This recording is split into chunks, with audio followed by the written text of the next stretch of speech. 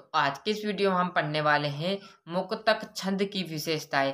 मुक्तक छंद की जो विशेषता है वो क्या है। तो बिना देरी किए हम मैंने पहले से लिख लिया है साथियों, क्योंकि आपको कम टाइम में यहाँ पर अच्छी जो एजुकेशन है वो दे सकूँ और अच्छे से आपको यहीं पर समझ में आ जाए। तो क्या है मुक्तक छंद की विशेषताएं, पूछे क्या है। तो आपको इस तरह मैंने लिखी हुई हेडिंग लिखनी है कि मुक्तक छंद की विशेषताएं निम्नलिखित है। नंबर 1 कर देना है, मुक्तक छंद के प्रत्येक चरण पद अपने आप में स्वतंत्र होते हैं। मतलब जो आप मुक्तक छंद देखोगे तो उसके जो प्रत्येक चरण क्या रहते हैं, प्रत्येक चरण क्या रहता है, अपने आप में मतलब खुद में स्वतंत्र रहते हैं।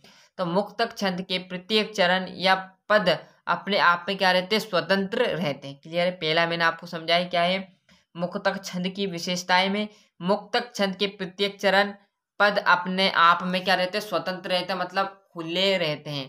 क्लियर। दूसरा है इसमें क्या है, इसमें एक पद का दूसरे पद से पूर्व पर कोई संबंध नहीं होता।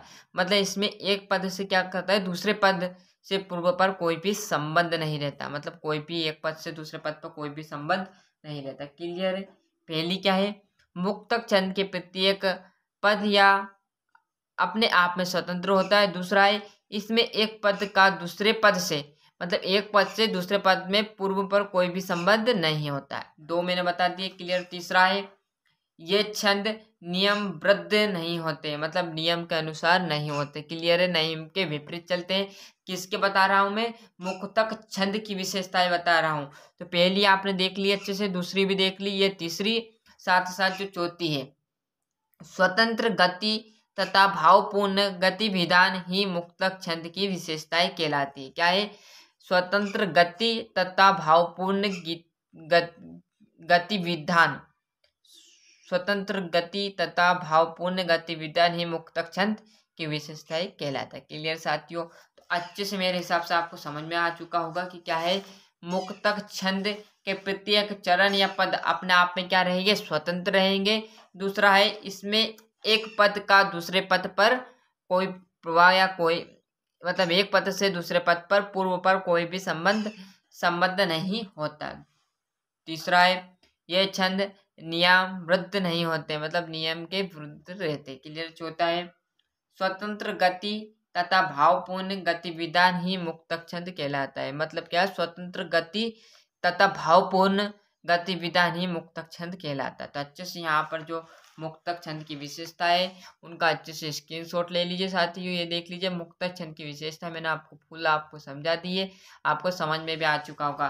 तो ये विशेषता आपकी 4 बताई है, एक और 5 आप लास्ट देख लीजिए। क्या है, मुक्तक छंद में राग सदा ही एक सा नहीं रहता। मतलब जो मुक्तक छंद है उसमें राग, मतलब जो सुर है आप गाते हो वो एक समान नहीं रहता, अलग अलग होता। कभी धीरे कभी तेज हो जाता, फिर धीरे हो जाता, कभी तेज हो जाता है।